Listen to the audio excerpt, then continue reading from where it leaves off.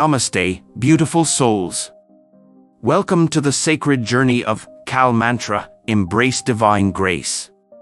Let the celestial vibrations uplift your spirit and guide you toward inner peace, abundance, and divine blessings.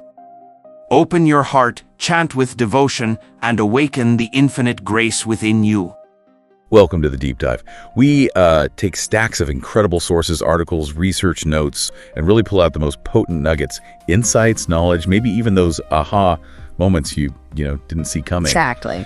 Today we're plunging into a truly extraordinary spiritual landscape, really unlike any other. Just imagine maybe a place where the lines between life and death, they don't just blur, they kind of vanish. A realm where unconventional rituals, they don't just exist, they thrive, pulsating with ancient, really raw energies. What if there was a sacred site where devotees offer, say, meat and fish instead of fruits, and where the divine literally walks among flames? Yeah, and what's really fascinating here, looking at the sources, is how they paint this vivid picture. It's a spiritual tradition that just fundamentally challenges our, conventional notions of worship. Right. It really invites us to look beyond, the surface appearances.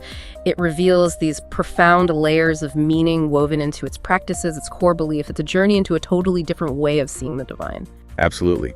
And our mission in this deep dive really is to unravel the enigma of Tarapith. It's a profoundly significant Siddhipkshetra, which means a place of spiritual accomplishment located in Bharatwar, or, India as we know it. Right, a power spot. Exactly. And at its very heart is the powerful, enigmatic deity Tara. So we're going to pull back the veil on its hidden, its sacred rituals, trace its fascinating, often surprising history, and really explore the profound, sometimes unsettling powers attributed to Tara. All meticulously drawn from the rich source material you've shared. This is definitely not your typical pilgrimage site, and certainly not your typical deep dive. We want to explore what truly stands out to you as we journey through this really unique spiritual realm. Okay. So let's unpack this. Our sources jump right in, telling us Tarapith is described as no ordinary temple. Right away, that sets a tone. Yeah, it does. This isn't a place of quiet contemplation, in the traditional serene sense. Not at all. Instead, it's painted as this dynamic, really intense site where Tara herself is believed to walk among the flames lit up in the Mahasamshan. The great cremation ground. The great cremation ground. Wow. That image alone, it just sets a very distinct, powerful tone, doesn't it? It suggests a direct, palpable presence of the divine. Kind of unmediated, far removed from just symbolism. It really does. And that choice of setting the cremation ground is profoundly significant. In many spiritual traditions around the world, death, cremation grounds, they're often associated with fear, maybe impurity, or just an ultimate end. Sure, yeah. Makes sense. But here, the Mahasamshan isn't portrayed as a place of dread. Not at all. It's presented as a crucible for profound spiritual transformation. A crucible.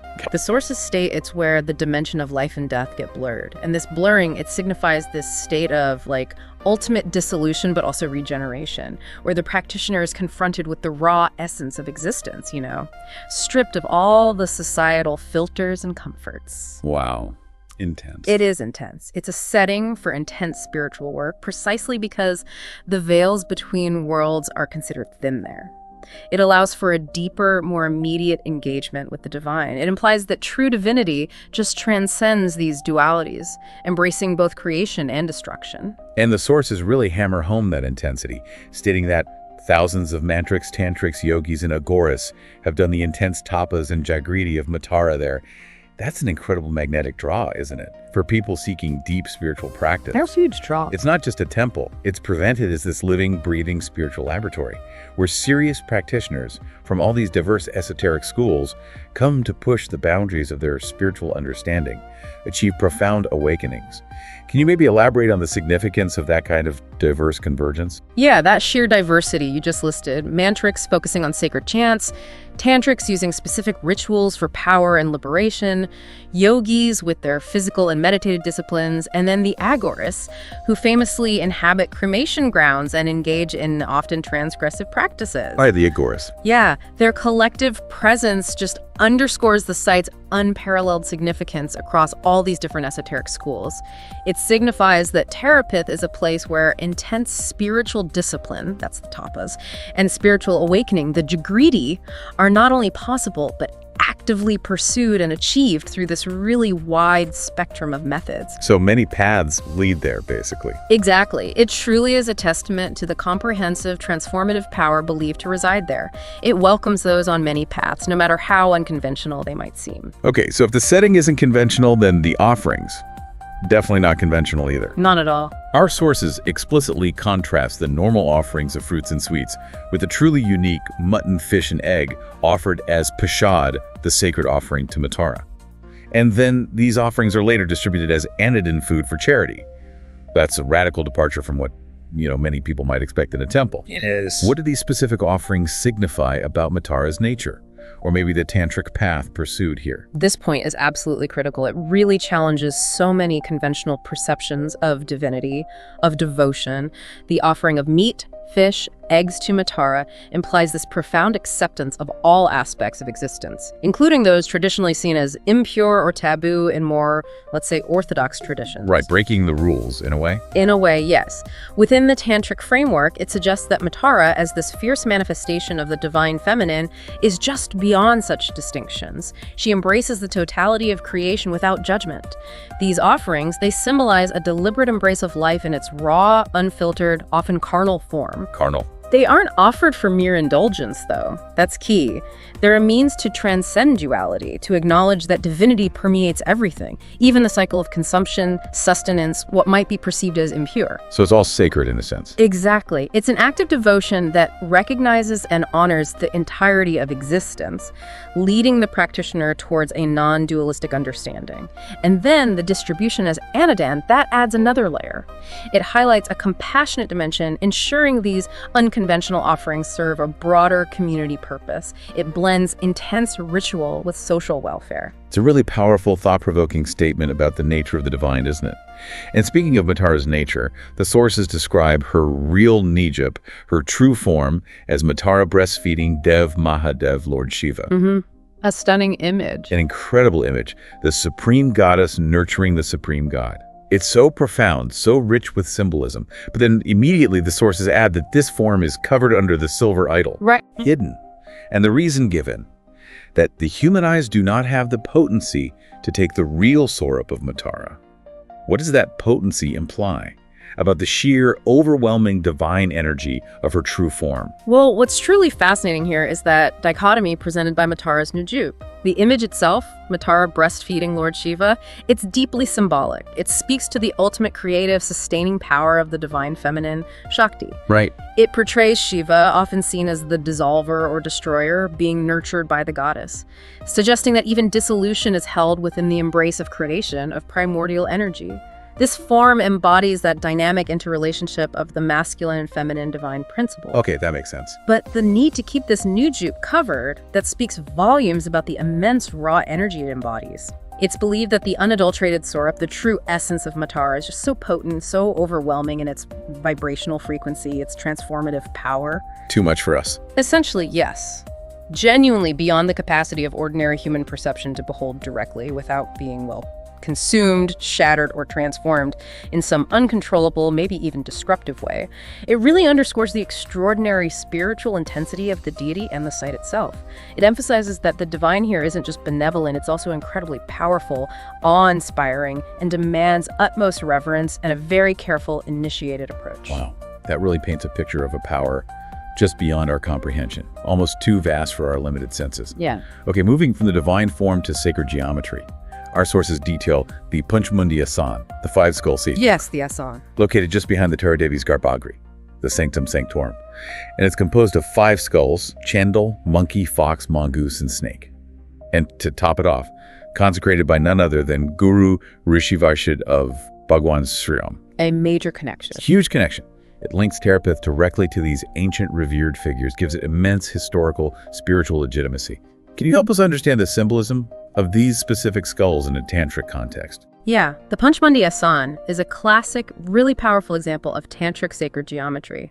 It's where very specific elements are combined to harness, direct, and transmute spiritual energies. The inclusion of those particular skulls is highly symbolic. Okay.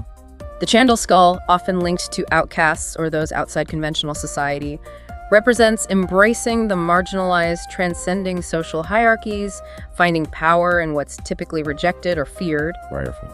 The monkey skull can symbolize the restless, erratic mind, so its inclusion implies mastery over mental distractions.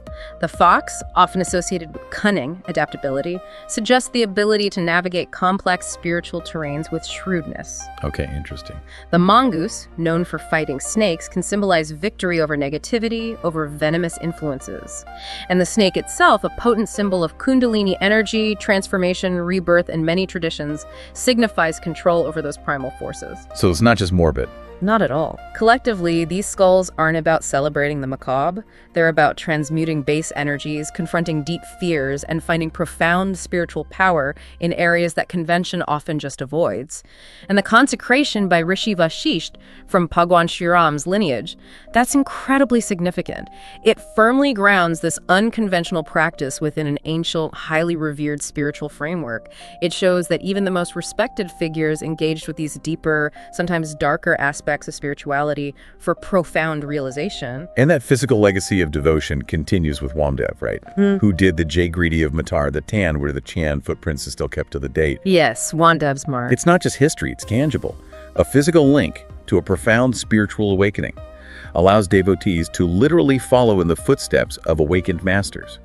So what does this initial dive into Tarapith really tell us about maybe approaching spirituality with a more open mind? And how might that concept, the blurred dimension of life and death, how might that resonate with our own experiences or maybe just our curiosities? Well, what this initial exploration really reveals is the profound importance of radical open-mindedness when approaching diverse spiritual traditions. Tarapith isn't about fitting divinity into a comfortable, preconceived box, Right. It's about encountering it in its raw, potent, sometimes unsettling forms. It demands a willingness to shed our prior assumptions. And that blurring of life and death particularly, it invites us to consider how our own cultural conditioning often rigidly separates these two states. We definitely do that. We do. Yet in many ways, they're inextricably interconnected, aren't they? Life emerges from what was once dead. Death is an inherent part of life, a gateway to new beginnings. This resonance might spark a deep curiosity about where we draw our own boundaries, or how we might find transformative power in moments of loss, transition, or even confronting our deepest fears rather than just retreating from them. Food for thought. It really encourages a shift from just intellectual understanding to a more experiential, embodied engagement with the deepest mysteries of existence. Building on that openness then, let's turn to a truly pivotal figure in Tarapith's history. Rishi Vashisht, the revered guru of Bhagwan Sri. A towering figure. Absolutely. Our sources reveal his profound quest to get the Dayons, the vision of Mathura. He was driven by this deep spiritual yearning.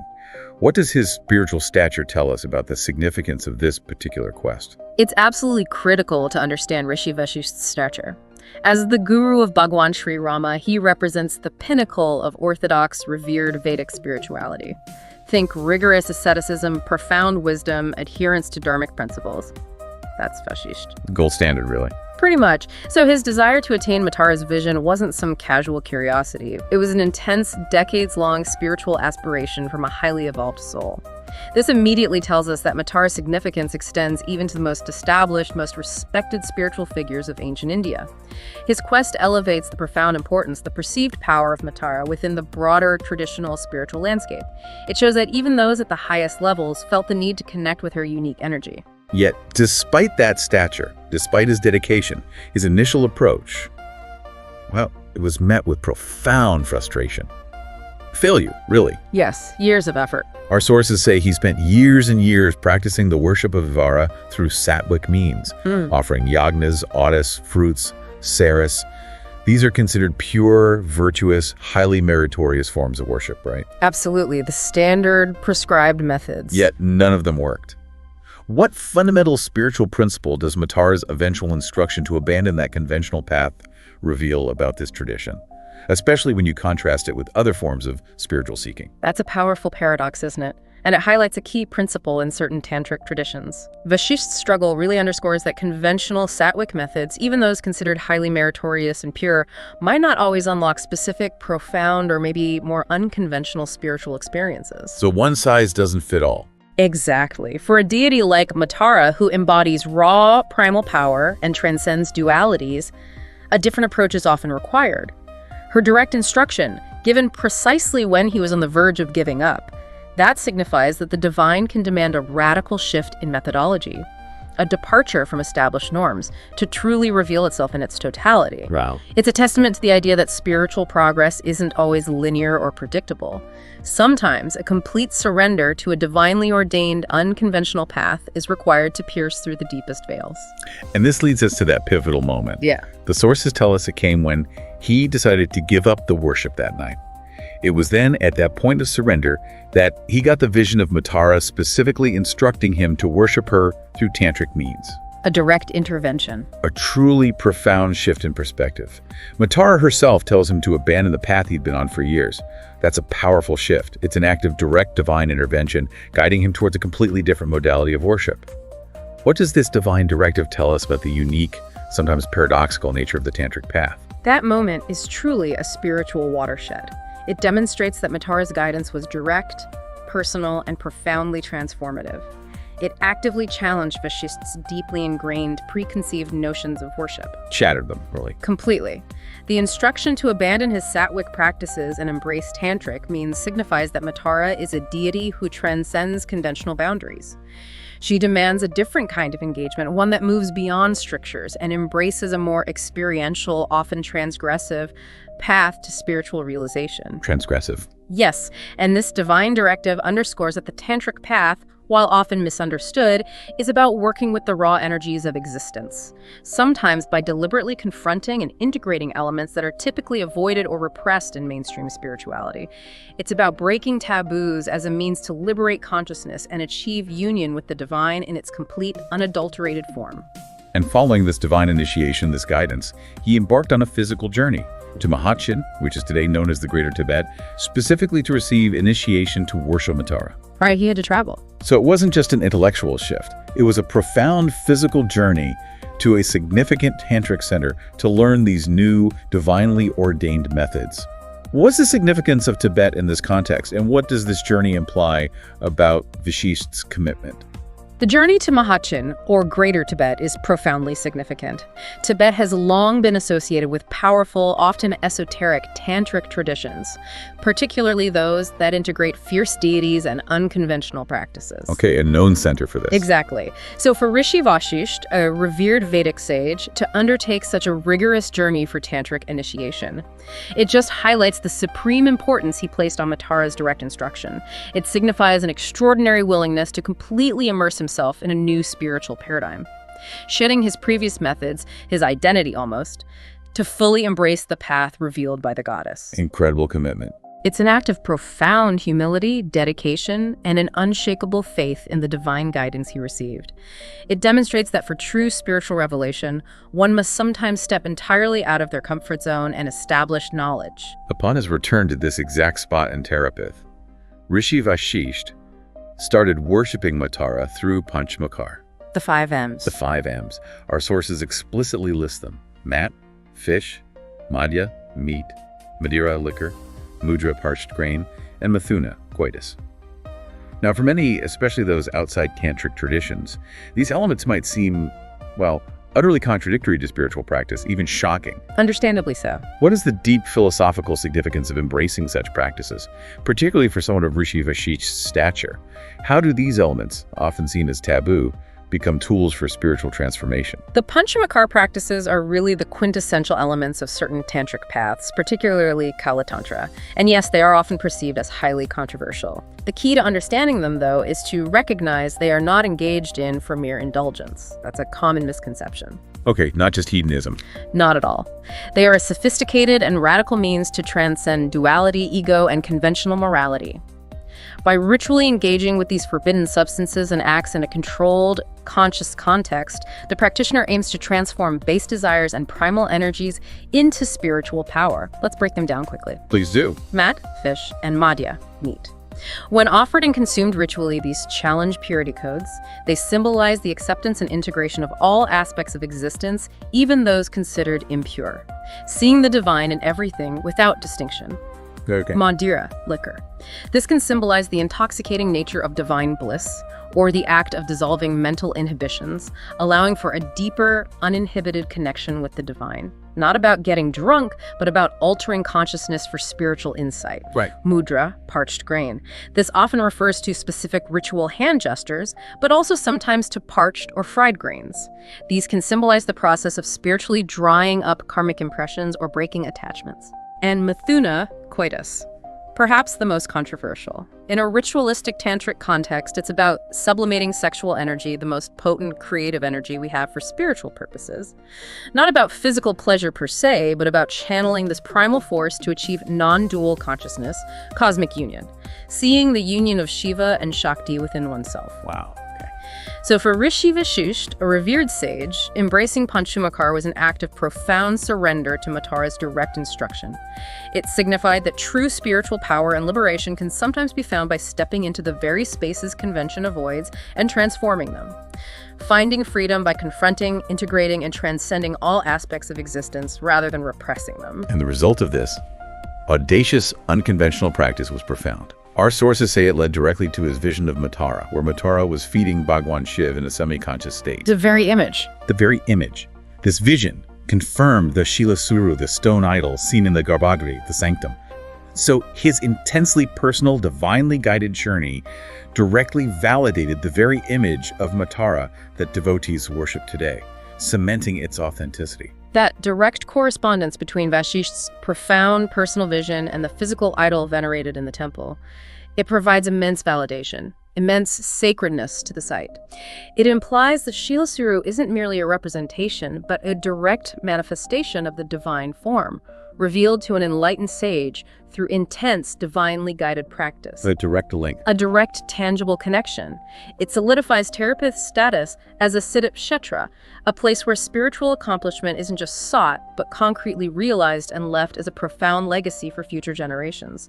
It underscores the profound truth that the divine can be experienced, manifested in a very real, tangible way. And that enduring divine presence at Tarapith is made even more tangible by the fact that Matara's Chan footprints are still visible today on the top. The footprints, yes. A direct physical link, allowing devotees to literally stand where the divine has stood. And for those seeking immense blessings, there's the Ugatari Yantra, whose mere Dayan sight is sufficient to fulfill all your manifestation and give you Sarvakar Siddhi, all-round success with the blessings of Matara.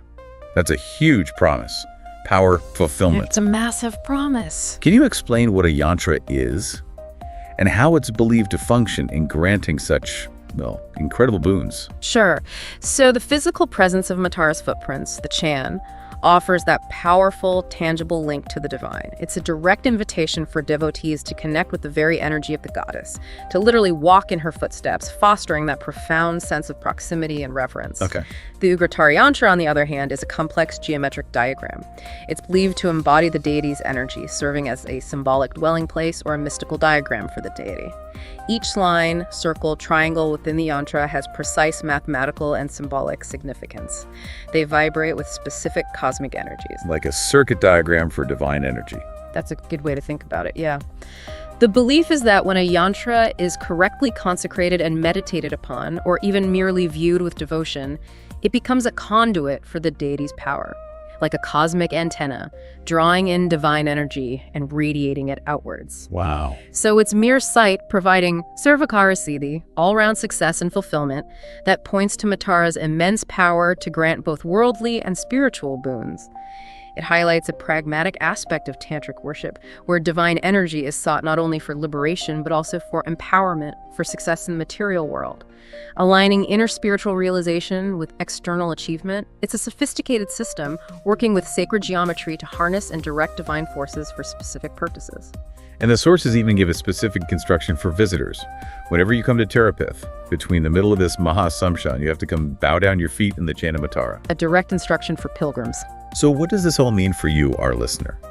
This journey through Rishi Vashisht's path, it suggests a profound belief that sometimes to achieve the most profound spiritual connection, to unlock unparalleled power, One must be willing to step outside established norms, to embrace a path specifically chosen by the divine, even if it feels unconventional, challenging, maybe even transgressive to our preconceived notions.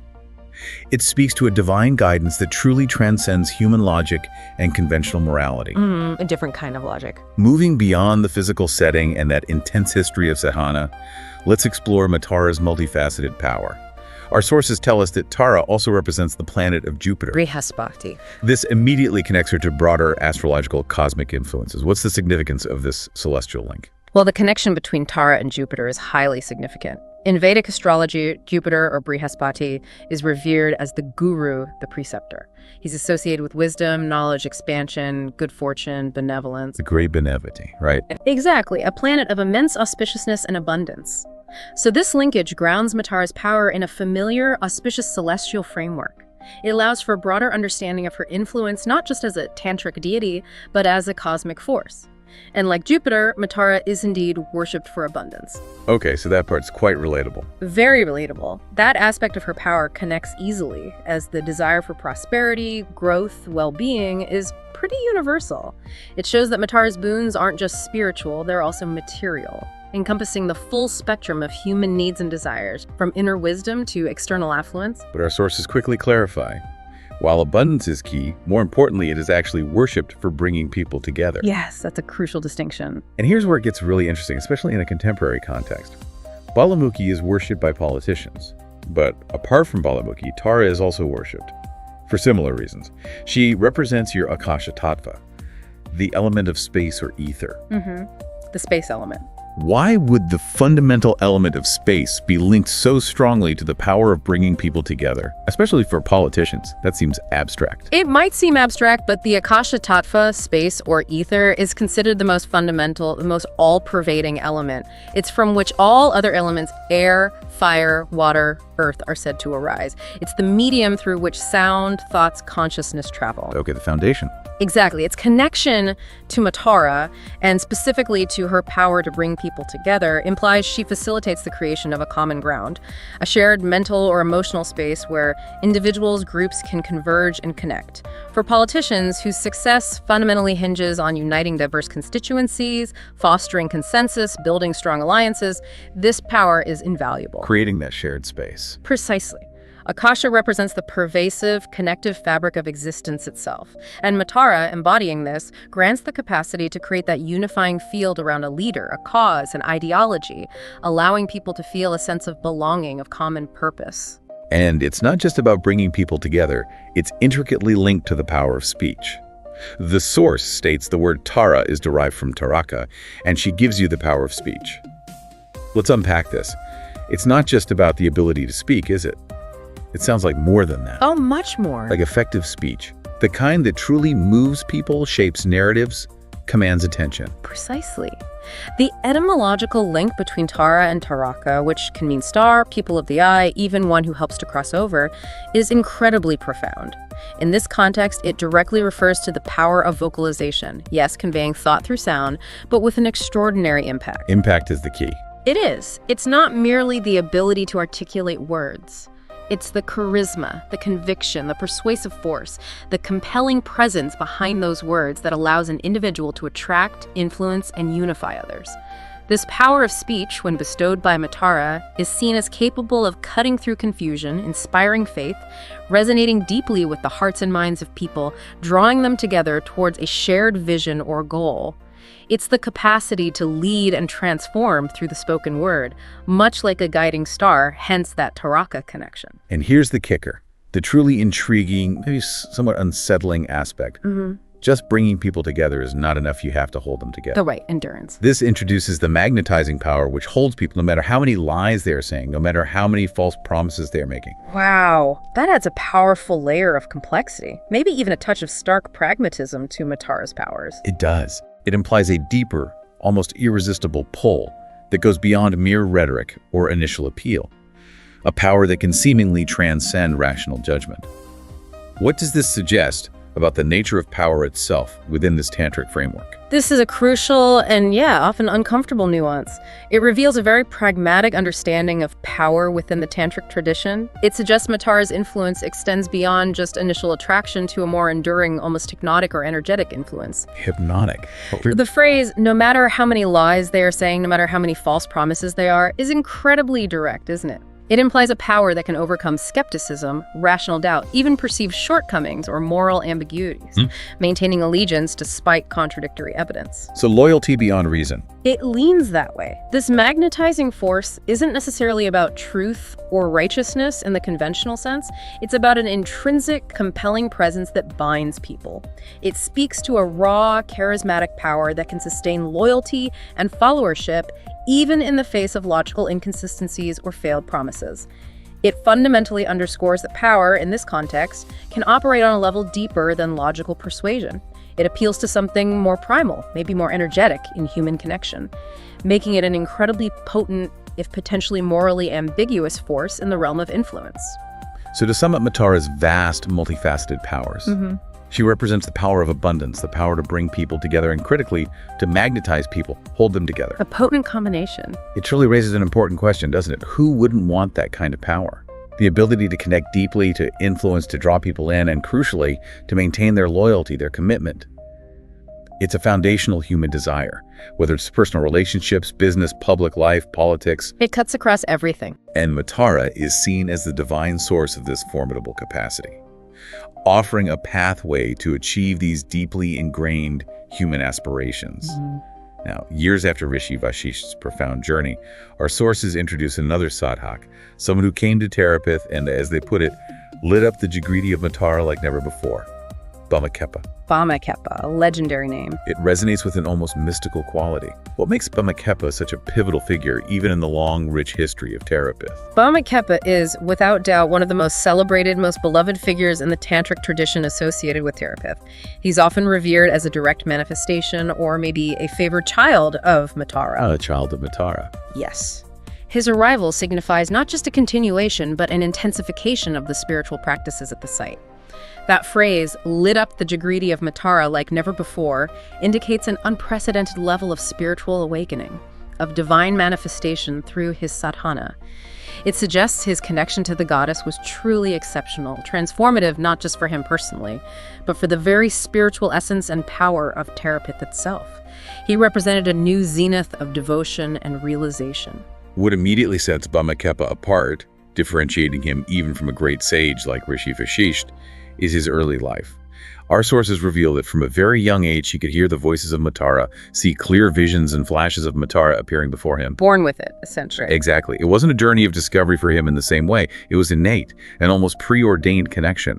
What does this early, direct mystical experience imply about his destiny, his unique relationship with the divine? It immediately highlights Bhamakhepa as a divinely chosen being right from birth.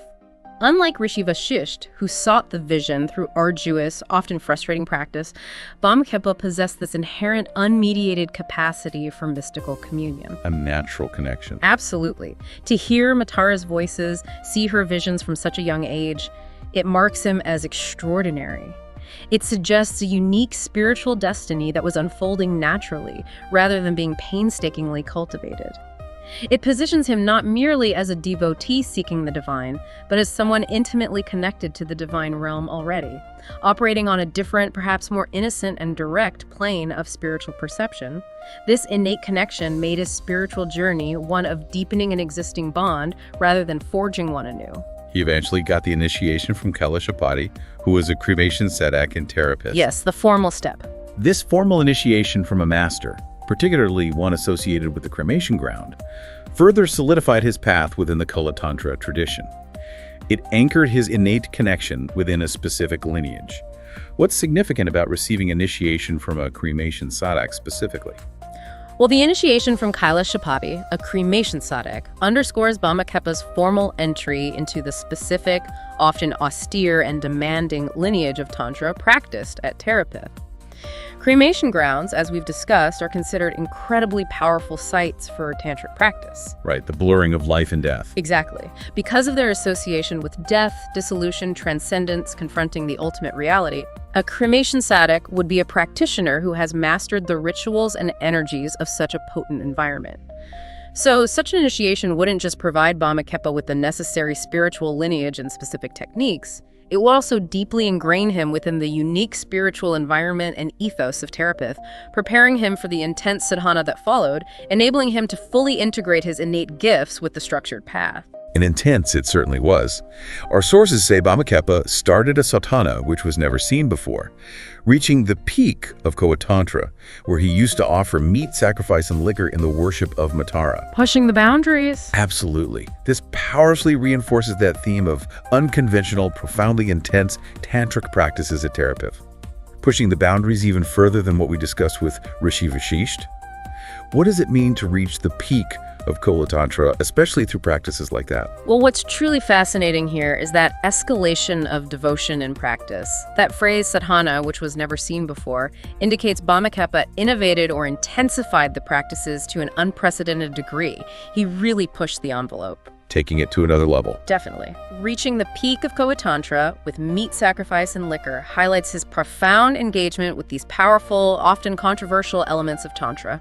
At this peak, the practitioner is believed to have completely transcended dualities good and evil, pure and impure, realizing that all of existence is a manifestation of the divine. Complete non-duality. Exactly. So the ritualistic use of meat and liquor, then, it's no longer about attachment or transgression. It's about transforming desire itself into spiritual energy, dissolving the ego's limitations, achieving a non-dual state of profound union with the deity. It signifies a complete immersion in that non-dualistic philosophy where all aspects of existence are embraced in the pursuit of divine union, leading to an extraordinary outcome of direct divine experience. This wasn't merely ritual, it was a profound spiritual undertaking of unparalleled intensity and depth. The climax of Bhamakhepa's sadhana, it occurred on the night of the Kaushiki Amavasya, a significant lunar observance, and something truly unprecedented happened. People saw something which was never witnessed before. But Tara herself walked towards Bhamakhepa wearing a garland of skulls, and she embraced him. A direct physical manifestation and embrace. Astounding. Imagine witnessing that. A divine manifestation of such intimacy, a direct physical interaction between the human and the divine. Just wow. This direct physical embrace from Tara to Bhamakhepa is the absolute culmination of his sadhana. It signifies complete acceptance, emerging with the divine. The image of Tara wearing a garland of skulls is profoundly evocative. It calls to mind her fierce, transformative aspect as Kali, symbolizing her ultimate power over death, time, the cycle of existence. The ultimate symbol of power. Yes. And this embrace isn't merely a blessing, it's a spiritual union, a rare, profound event that validates Bhamakhepa's entire spiritual journey and signifies the highest possible spiritual attainment within this tradition. It represents an unparalleled moment of divine grace, a breaking down of all barriers between the individual soul and the cosmic consciousness, transcending all human expectations, all logic. It's the ultimate validation of his extraordinary path. And after this unparalleled divine encounter, Bhamakhepa's identity fundamentally changed. Our sources state that Bhamakhepa never remained a sad sadhak or spiritual practitioner. He became a child of Tara. A complete transformation. More than just enlightenment, right? Yeah. It signifies a complete spiritual merging, a transformation, a rare ultimate blessing where his very essence became intertwined with the Divine Mother. What does it truly mean to be so completely embraced by the divine that your identity fundamentally changes? From a seeker to a direct embodiment, a child of the divine. This feels like a profound aha moment about the potential for spiritual evolution within this tradition. It really is. This transformation from sadhak, the spiritual practitioner, to child of Tara signifies the dissolution of the individual ego, a complete, intimate identification with the divine. It implies Bhamakhepa's consciousness became so fully aligned with Tara's that he was no longer merely a human seeking the divine. He had become an extension, an embodiment, a living manifestation of the divine itself. This is the ultimate goal of many spiritual paths, isn't it? Not just to know the divine, but to become one with it, to realize one's inherent divine nature. This state, being a child of Tara, suggests a profound innocence, a fearlessness, an effortless spiritual power, where the devotee's will aligns perfectly with the divine will. It's a surrender so complete that the individual self ceases to exist as separate, instead operating from a place of divine consciousness. This radical shift in identity truly represents an ultimate spiritual evolution, transcending the boundaries of ordinary human experience and achievement, making him a living conduit for Tara's energy. Okay, our deep dive into Tarapith wouldn't be complete without really unpacking the concept of Bali sacrifice. It's so central to the Shakti tradition. Absolutely central. And our sources are very direct. In Shakti tradition, the Bali involves a lot of blood and gore, which is why animal rights activists cry against Bali Pertan, the practice. This immediately brings up a challenging aspect, doesn't it, for many contemporary sensibilities? It does, and it's important to acknowledge the visceral, often controversial nature of Bali in the Shakti tradition. It directly confronts modern sensibilities regarding animal welfare. That emphasis on blood and gore immediately sets it apart and is precisely why it draws such strong reactions. Understandably. However, to understand it within its own framework, we really have to look beyond that surface-level discomfort. This practice is deeply rooted in ancient traditions of propitiation, of exchange with fierce deities. The offering of life is believed to be a potent act of devotion and a direct means to channel immense divine power. It's a fundamental aspect of worship that distinguishes the Shakti path for its intensity, its willingness to engage with the raw realities of life and death, and its directness in seeking power from the divine through a tangible act of giving. And to provide broader context, our sources clarify that even Vaishnavas have Bali, but that does not involve blood and gore, citing Naran Bali as a Vaishnava example. Right. So the concept of Bali isn't exclusive to blood sacrifice. It's a broader term for offering, and different traditions express it in vastly different ways. This helps us understand Bali is a much broader concept than just animal sacrifice. That distinction is absolutely crucial for a nuanced understanding. By pointing out that Bali exists in Vaishnava traditions without blood, like Naran Bali, typically human-like effigies made of dough or other substances, offered symbolically, it significantly expands our definition of sacrifice. Broadens the term. Exactly. It makes it clear that Bali isn't solely about physical blood offerings. Fundamentally, it's about the act of relinquishing something of perceived value, whether it's an animal, an effigy, one's own ego, or even just one's time and effort to a deity.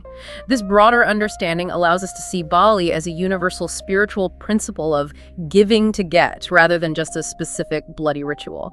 And it bridges the gap between seemingly disparate traditions. Another fascinating detail is who accepts these offerings. Our sources explain the belief that no matter to whom you are offering the Bali, it's always going to be accepted by Chamunda in the Shakti tradition. Chamunda. And by Sri Krishna in the Vaishnava tradition. This highlights an underlying divine mechanism, doesn't it? It's ultimately channeled to specific, powerful deities who process and transform the offering. This insight into the divine recipients of Bali reveals a deeper theological structure. It implies that regardless of the specific form of the deity being invoked for the offering, the ultimate acceptance and energetic processing of that sacrificial energy is performed by a foundational overarching deity within that tradition. Chamunda, a fierce, potent form of the goddess, is often seen as the ultimate recipient in Shakti traditions, symbolizing her role in consuming and transforming offerings to grant boons, manifest power. The transformer. Precisely. Similarly, in Vaishnavism, all offerings, regardless of their immediate target, are ultimately believed to reach and be accepted by Sri Krishna. This emphasizes a universal principle of divine absorption and the powerful, unseen, energetic transactions at play during acts of sacrifice. It's about who has the capacity to truly take in and utilize that intense energy. Okay, so on one level then, Bali stands for sacrifice, meaning you are sacrificing something for the purpose of getting something. And as the source points out, if you look at the world around you, this principle is pervasive. It's everywhere. Every endeavor, every achievement, every relationship involves some form of giving up, letting go in order to gain. You sacrifice leisure time for career, immediate gratification for long-term health, personal comforts for your family's well-being. So this ancient concept is actually incredibly relatable to our daily contemporary lives. Absolutely. This broadens the concept of Bali far beyond its ritualistic confines and elevates it to a universal principle of existence. If you look at the world around you, it's all about sacrifice. Every form of growth, every creation, every bond necessitates some form of giving up, a conscious relinquishing of one thing for the acquisition of another. Makes perfect sense. It makes the ancient ritualistic concept resonate powerfully with modern human experience. It demonstrates that the underlying mechanism of exchange and transformation, of cause and effect, is deeply embedded in the fabric of reality, both sacred and mundane. It's the fundamental principle of giving to get, whether it's spiritual power, material gain, or personal development. But then our sources introduce a less discussed, perhaps more pragmatic, even stark aspect of Bali. Yes, the other meaning. Bali also has another aspect to it which people don't point out because it sounds a bit materialistic, and that is Balam. They explicitly explain that the word Bali actually comes from the Sanskrit word Balam, which means strength. Strength, power, yes. This changes the whole perspective on sacrifice, doesn't it? It grounds it in a very tangible pursuit. It really does. This etymological connection between Bali, sacrifice, and Balam, strength or power, is highly illuminating and often overlooked, precisely because, as the source notes, it can sound materialistic. However, it's a profound revelation about the core underlying intention behind many of these practices. Right. While many spiritual discourses emphasize love, compassion, ego dissolution as the primary drivers, this perspective challenges that by stating, in reality, the world always runs on power. Now that's a stark, perhaps uncomfortable truth for some. Definitely challenging. But it acknowledges the pragmatic necessity of power, influence, control, capacity to act, the ability to manifest for survival, for impact, for shaping one's destiny in the world. It frames Bali not just as an act of devotion or ego dissolution, but as a deliberate means to acquire tangible strength or influence from the universe, to manifest one's will. So to get power from the universe, one must offer something to the deities. Kali, Tara, Balamukhi, all Shakti deities embody this concept of Bali. And it's not just any offering. There's a clear proportionality at play. A direct correlation. Our sources illustrate this very directly. Right. What you are offering is directly proportional to whatever you are receiving. A buffalo has the highest strength. So if you offer a buffalo, you're obviously getting more balam as compared to offering a goat, or maybe as compared to offering a duck or a pigeon. This makes the exchange incredibly clear, almost transactional. A direct energy transfer. This principle of proportionality is absolutely fundamental to understanding the mechanics of Bali. It establishes a direct energetic exchange. The greater the perceived strength, vitality, or value of the offering, the greater the balam or power received in return. The buffalo, being a large, powerful, economically valuable animal, represents a significant energetic offering, thus yielding a greater return of power compared to smaller animals. It's like cosmic physics almost. In a way. It isn't about arbitrary divine whim, it's about a system of cosmic reciprocation, where the scale of one's investment directly correlates with the scale of the spiritual or material gains. It reinforces the idea that true formidable power requires a substantial cost, a significant energetic outlay. It's a precise, quantifiable system within their understanding. And this proportionality, taken to its extreme, leads to the most sensitive, the most controversial apex of sacrifice. The ultimate offering. Our sources acknowledge that there have been times when even human beings have been sacrificed, because humans represent the topmost, the peak of creation. This was done to get something in return, while acknowledging that obviously that has stopped because of the world we are living in. It is no longer feasible. The sources do note that there are some places in the world where human sacrifices are made. It's a stark reminder of the ultimate logical conclusion of this principle. Yeah, and this raises an important question for us, not to endorse or condone such practices, obviously, but to understand the underlying, albeit extreme, logic within that belief system. Right. Understand the thinking. If the principle is that the strength and inherent value of the offering dictates the strength of the return, then the human, considered the peak of creation, embodying the highest potential of consciousness and energy, logically, that would represent the most potent offering for acquiring the greatest balam or power. It follows the logic, however unsettling. It's an unsettling thought, certainly for modern sensibilities, but it's crucial to grasp the internal consistency of that rationale. The acknowledgement that such practices have largely ceased in mainstream society due to evolving ethics and laws, yet still persist in some places, highlights that ongoing tension between ancient beliefs and contemporary societal norms. So, to reiterate, Bali means sacrifice, and the dual purpose is clear. Why are you sacrificing? Obviously, you're sacrificing to get rid of your ego, but you are also sacrificing to get things that you want from a material perspective. You're sacrificing to get power. both spiritual and material aims. And to bring it back to our own lives, even money is power. To get money, you are sacrificing something. So whether it's giving up comfort for ambition, offering an animal for divine strength, or even shedding aspects of your ego for spiritual liberation, the principle of sacrifice for power remains a potent, if sometimes uncomfortable, reality that permeates all levels of existence according to this tradition. A challenging but consistent worldview. From the intense rituals of Bali, we now shift to a place of profound miracles within Tarapith. Jitkund. Jitkund, yes. Our sources introduce this as a place which has the potential to infuse life in the dead. That's an extraordinary claim, suggesting a power that transcends the very finality of death, redefines what's possible. That assertion immediately places Jitkund in a realm of immense spiritual significance. It moves beyond even profound healing to true regeneration. It speaks to a power that isn't merely transformative, but truly capable of reversing what is universally considered irreversible. Mind-boggling, really. And the sources emphasize that this power existed even before the Temple of Tara was built. Stemming from the intense tapasya of Rishi Vashisht, that meant the place remained Jagrat, awakened.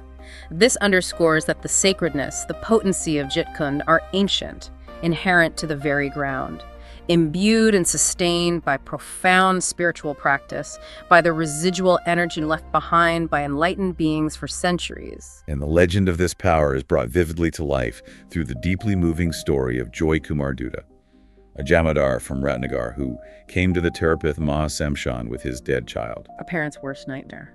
Exactly. A heart-wrenching scenario, one of ultimate despair, a father facing the deepest possible loss. This narrative immediately sets a scene of profound human tragedy and desperation.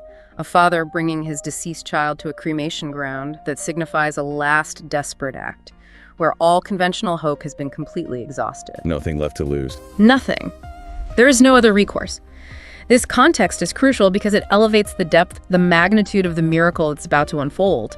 It frames Jitkund as a place of last resort, where faith confronts the ultimate loss, where the impossible is the only remaining possibility. And in that desolate, grief-stricken moment, he observes something very mysterious. Fishermen pouring water over dead fishes. A strange detail. A very strange detail. This seemingly small, almost mundane observation in such a dire setting actually foreshadows the miracle. It plants a crucial seed of possibility in a moment of utter hopelessness. That detail about the fishermen, it's like a masterstroke of divine signaling within the narrative. It's an unlikely subtle hint of the extraordinary potential of the water in Jitkund. For Joy Kumar Dutta, in his state of raw despair, witnessing life being infused back into seemingly dead creatures, that would have been an incomprehensible anomaly, a flicker of the impossible. It had sparked something. Exactly. It sparked a desperate flicker of hope, a desperate thought that perhaps, just perhaps, this miraculous property could extend to his own child. Guiding his subsequent actions, it's an instance of a divine sign appearing in the most unexpected, seemingly insignificant of places, paving the way for a radical act of faith. And he took that monumental leap of faith. Our sources say he decided to bathe his dead child in the same Jitkund. An incredible act. An act born of utter desperation and just that faint glimmer of hope. In a place notorious for its association with death, intense tantric rituals, it speaks volumes about the power of belief when confronted with the absolute. This decision epitomizes the profound power of faith when confronted with absolute despair. To bathe a deceased child in a pool based on such a fleeting, mysterious observation that goes beyond rationality, beyond conventional medical understanding. It's an act of complete surrender, a desperate gamble born of love and an almost primal trust in the potential for the impossible. Trusting the place, the energy. It's a moment where all conventional avenues for help have closed, leaving only the miraculous as a possibility. It is a testament to the raw power of human hope meeting divine potential. And the outcome. Truly extraordinary. The body of the child started floating and stirring over water as if life was infused inside him from the depths of the dead. Wow. Here's where it gets really interesting. I mean, can you imagine seeing that with your own eyes? A truly impossible moment made real. A complete reversal of nature's course. A profound, undeniable miracle. This moment is the absolute crescendo of the narrative, the undeniable confirmation of Jitkund's miraculous power and Tara's supreme benevolence. The imagery of the body floating and stirring as if life was infused inside him from the depths of the dead. It's incredibly vivid. It underscores the profound supernatural intervention. Not subtle at all. not subtle. It's not a gradual recovery. It's dramatic, instantaneous, undeniable revival that shatters all expectations of what's possible within the laws of nature. It serves as irrefutable evidence within this spiritual narrative of Matara's supreme power to transcend even the laws of life and death, reinforcing the Jagrat, the awakened state of the site, its profound connection to the divine. It's the ultimate aha moment of divine presence. And the miracles didn't stop there. In the same night, Joy Kumar Dutta got the vision from Matara that at the place where the cremation ground, Nisha River, is a sacred idol of Matara, unearthed it and enshrined it. Another direct instruction. This direct divine instruction led him to dig at that very spot where he found the same Ordi idol which was mentioned in the legends of rishis, where Matara was breastfeeding Bhagwan Shiv. This directly links the temple's physical manifestation back to Rishi Vashisht's vision we discussed earlier. Exactly, it ties it all together, creating this profound thread of divine authenticity. This sequence of events establishes the temple's divine origin. It authenticates the idol as a direct manifestation of Matara's true form, as revealed to both Rishi Vashisht and now, Joy Kumar Dutta. The vision, the precise location, the discovery of that specific idol Matara breastfeeding Bhagwan Shiv, it all weaves together to form this powerful narrative of divine guidance, sacred continuity, the enduring power of prophecy. It gives the temple incredible weight. It imbues the temple with an unparalleled sacredness, making it not just a place of worship, but a direct result of divine will and miraculous intervention, further solidifying Tarapith's place as a potent Siddhip Kshetra. It's a physical testament to repeated divine grace across time. And without wasting a single moment, he decided to construct this modest temple, which was later, over a period of time, made grand by the state of Nator, which is present today in modern-day Bangladesh. From humble beginnings? So, from a father's despair and a miraculous revival, a major spiritual center, a monumental place of worship and pilgrimage, was born and grew over centuries. This progression, from a humble, divinely inspired construction born of a personal miracle to a grand temple supported by royalty. It reflects the organic growth and widespread recognition of profound spiritual power. It illustrates how a deeply personal, miraculous event can become the foundation for a widespread devotional movement, a pilgrimage site attracting countless seekers. The state of Nator's involvement signifies the broad acceptance, reverence, and institutionalization of Matara and the site, transforming a local legend into a widely acknowledged, enduring spiritual destination, a beacon of hope. Ultimately, then, this Jitkund is a live example that with the blessings of Matara, even the impossible can become possible. It's a profound testament that when all the doors get closed, it is only Matara who shines up like a bright star in the sky and guides her devotees out of dark and big troubles. A powerful metaphor. And this isn't just an ancient tale. Our sources shared contemporary personal experiences, like a friend who was on their deathbed, given up by doctors, who, through fervent prayers to Tara, through her blessings, became active and alive once more. Modern-day miracles. Exactly. Plus, the ongoing Mahan Nadan, the great offerings, every Yamawajya for poor devotees, that demonstrates the living, breathing impact and belief in Matara's continuous, compassionate power. So what does this all mean for you, our listener? This enduring belief, bolstered by both ancient legends and these contemporary accounts, truly highlights Matara as a guiding force in times of absolute despair. It's a testament to the profound belief in divine intervention. The idea that even in the face of what seems like an absolute, irreversible loss, there can be a guiding force, that star shining brightest in the darkest night, that brings forth miracles. Hope when there is no hope. Exactly. It reminds us that sometimes when all conventional paths are closed, all hope seems lost, a hidden ancient power awaits, capable of truly unimaginable interventions. This living tradition suggests that the capacity for the miraculous is not just historical, but an ongoing reality for those who have faith. What an incredible, profound, and sometimes challenging journey we've taken today. We've truly plunged into the extraordinary spiritual landscape of Tarapith, unveiling its unique rituals from those unconventional meat and fish offerings to the symbolic power of the sacred Panchmundi Asana. A lot to unpack. Definitely. We explored the profound stories of Rishi Vashisht, his divinely instructed radical shift to the tantric path, culminating in those powerful Panch Makar practices.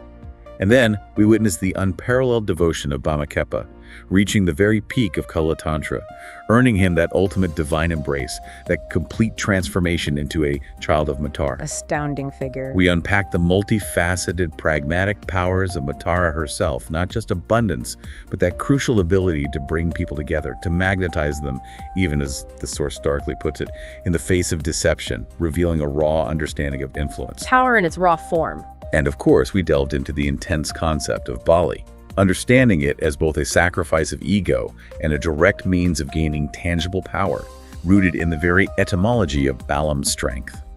Finally, we were left in awe by the astounding ongoing miracles of Jitkund, where life itself was infused into the dead, leading to the divine origin and continuous manifestation of the temple. It's quite a tapestry, and if we connect all of this to the bigger picture, the narrative of Tarapith and Matara isn't just about ancient rituals or isolated spiritual practices. It's a profound, comprehensive exploration of fundamental human desires.